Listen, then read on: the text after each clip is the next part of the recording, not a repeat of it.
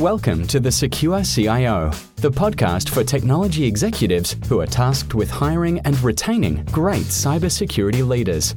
Join best-selling author Claire Pales together with industry thought leaders as they answer your questions about sourcing the right leaders, building cybersecurity teams, candidate selection, salaries, skills, and more. Hello, I'm Claire Pales and welcome to the Secure CIO podcast. With me today is Fatemah Beydoun. Fatemah is a founding team member of the Secure Code Warrior, having been an integral part of the team since 2014. Fatemah began her time at SCW as Chief Awesome and Regional Director of APAC between 2014 and 2018.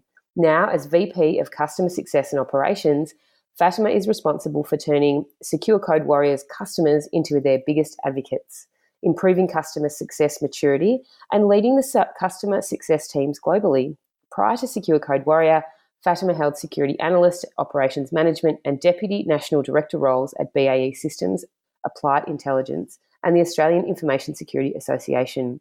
She holds a Bachelor of Science in Computing and Information Systems from Macquarie University. Welcome, Fatemah, to the podcast today. Thanks for having me, Claire. It's great to be here. So tell us a little bit about Secure Code Warrior. Why do you work there? What's the size of the business, the scope of what the business does, and what's the general makeup of the team? Sure. So really our vision at Secure Code Warrior is really about empowering developers to write secure code sort of from the beginning.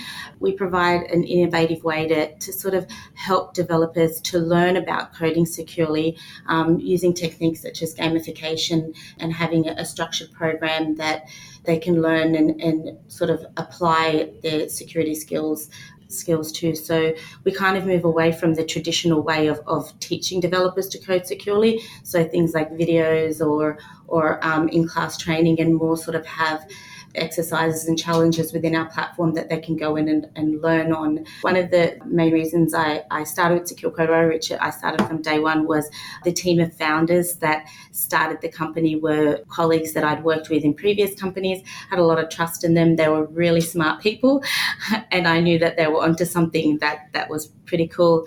And I think that the second part, and probably the most important for me as well, is I really do believe in what we're doing at Secure Code Warrior, and I'm really passionate about the problem that we're helping to solve.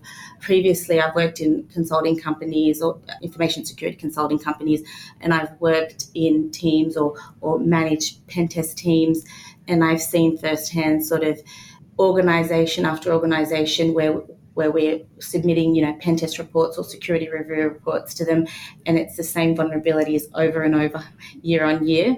So it really is a problem, and it is something that I'm really passionate about helping to solve. So in terms of the scope of our company at the moment, we started in Australia, and we've grown quite significantly in the last 4 years.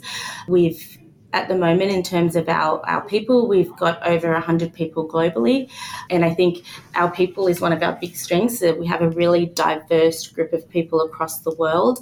We also have a great sort of female to male ratio, which we're really proud of. So we've got about 63% females. When you exclude engineering, and that's one of the areas that I think we would love to see more female talent in, but it's a struggle sometimes to find that those people are sort of in a startup and also in the engineering role, but it is something that we're very big on, and we really believe that diversity is what makes really strong teams. So you mentioned that you joined the organisation because you really aligned with what they were trying to achieve and you really believe in the product. Mm-hmm. And then you've got these people across the globe who have come to join your business as well. What do you think it is that draws people to working with you and the team across Secure Code Warrior? Do you think it's the product, or is it the people?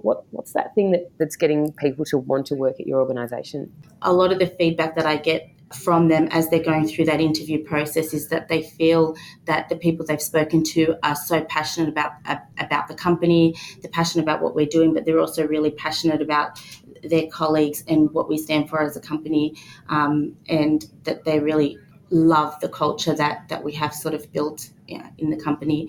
We also have flexible working arrangements that we have for our teams, and we walk the walk. We don't just talk about, we do flexibility, but really making sure that what we do that provides flexibility is flexibility that makes sense and that helps people to achieve what they need to do, but also still be able to have their family commitments as well. So I think that's really important to a lot of people. I mean, you've had a pretty exceptional experience when it comes to flexibility, and I heard you tell your story recently at the Women in Security conference here in Melbourne last month. And for listeners who weren't there, can you give us a taste of some of the policies that the Secure Code Warrior organisation has in place for things like maternity and paternity leave, and that very special policy that you have around bringing your children to work? Yep, sure. So we're actually really proud as a company that the first company policy that we had that we actually introduced was the infinite work policy, and that basically is a simple and clear rules or policy around if you want to bring your baby to work, sort of the kind of rules and guides that you should follow in the work environment with a baby. So it kind of spells out things like if you've got smelly nappies, what you do if a baby keeps crying, what the best thing to do is, and all that sort of stuff. So it goes into that kind of detail, some of which is common sense, but it's nice to have that as sort of a clear way on how you can bring it. But we also have, we've also set up a really fun office environment for, sometimes in school holidays, we actually open up the office for the children to come in, for parents to be able to bring their children in, both mums and dads. They sit and play with each other, the children during the day. We often have people in the team going in and spending some time with them as well. So that's something that we're actually even trying to improve on even more as well, and we're looking into sort of hiring during the school holidays nannies and sort of qualified staff to come and spend the time to entertain and take care of those kids that are in here during the school holidays, which is great.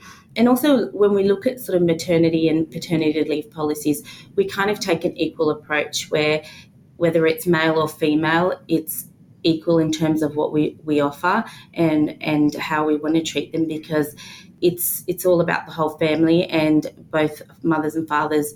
In order to kind of enable both of them is really to be able to give those things to both male and female. So the special policy around bringing your child to work, what do you think that's meant for you? Because as a parent, we try to, the cliche is have it all, but do you think that policy of you being able to bring particularly your son to work, do you think that's meant you could have it all? I think in a way, yeah, it means that I could have it all in terms of in terms of a family life and a career.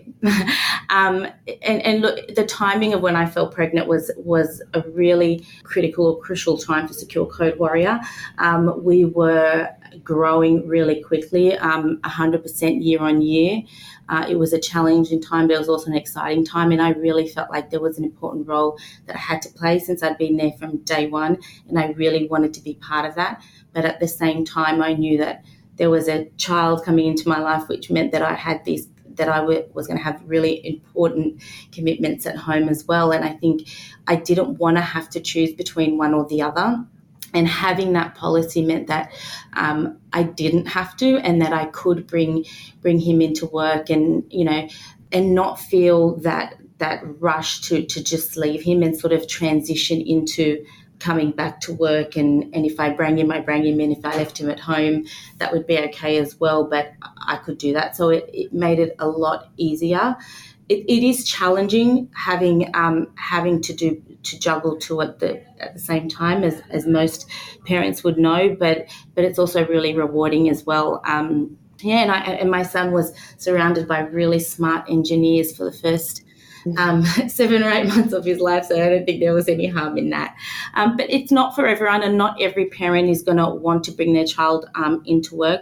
But for those, mothers that might be sort of hesitant to leave if they're breastfeeding or if they want to be close to their child, it can be an option. There are other options as well, other than just bringing the child to work, but also having sort of more flexible working arrangements, working certain hours that made more sense to the child and all that sort of thing. But it definitely gave me the opportunity to not have to choose between one or the other, which is something that has been a really a great thing for me.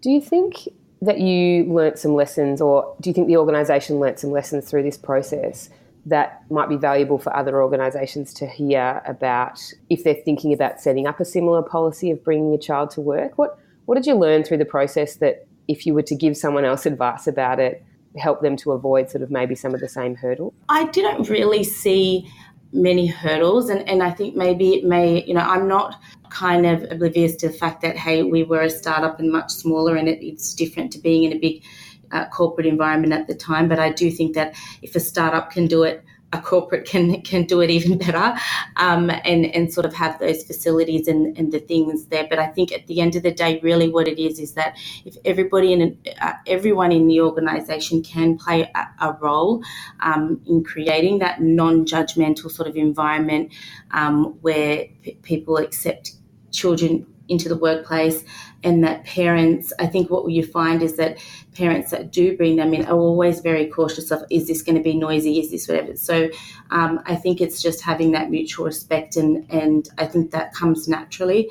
I think I would only encourage things like this and really encourage companies to think about, focus on results that people are bringing to the company, and not on clock watching or when someone's coming in or out or that sort of stuff, because at the end of the day, that what matters most is the results that they're achieving, and if you can create that sort of flexible and family friendly options both in the workplace and with other sort of flexible options for parents, then you can attract really highly skilled people, both women and men, and sort of keep them within your teams and grow your teams. You spoke about attracting talent, and I'm keen always on my podcast to ask people about this skills crisis, because there's so many varied opinions about how do we attract and retain the right people. And as a startup, you guys play in multiple geographies,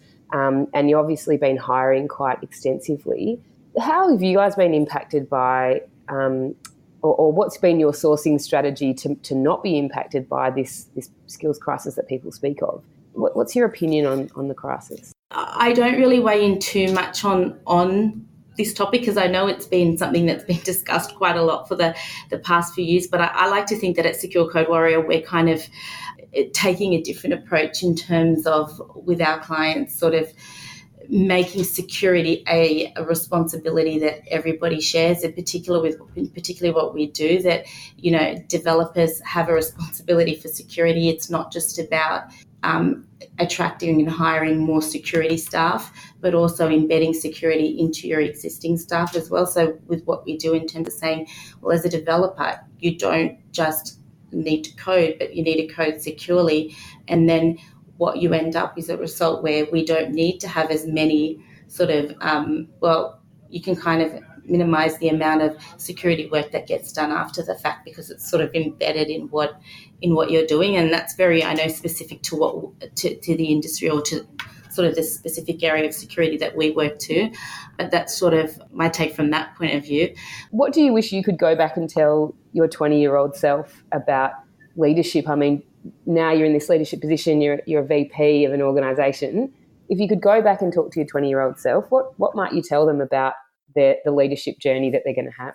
Yeah, I think for me is really just not to doubt myself. I think I'm very, and you can ask anyone that I work with, I'm very strongly opinionated with everything I say and do. But often there's a little voice of doubt, and I think it's just to not doubt yourself. And I think leadership, there are a lot of different attributes to being a successful leader and being a good leader, and different people will tell you different things. And I really feel like it's really important for me as a leader that the whole human factor, or the whole humility factor, is really important, and having empathy and understanding and kind of bringing people along with you is really important. I think don't doubt yourself is great advice, really great advice. And too many of us second guess what we do. And I think, you just kind of got to trust your gut. So I think it's a good piece of advice for a young person to hear. Yeah. How can we find out more about you? How can we find out more about Secure Code Warrior? Are you on Twitter or LinkedIn? What's your website? What's the best way for people to connect? Yeah, so I'm on LinkedIn, so people can you can reach out to me on LinkedIn. Secure Code Warrior is also on LinkedIn as well, and also on our website, just securecodewarrior.com. Great. Thank you so much for your time today and sharing some of the innovative ways that Secure Code Warrior are dealing with parents and dealing with sourcing and building your organisation. So thanks heaps for your time. Thanks so much, Claire. Appreciate it. That's all we have time for today. Thanks so much for listening. For more information on all our guests, check out the show notes at thesecurecio.com, where you can also find more information on the Secure CIO framework and sign up for my newsletter. If you loved the show, please subscribe to the podcast and feel free to leave me a 5-star rating. I'll see you next week.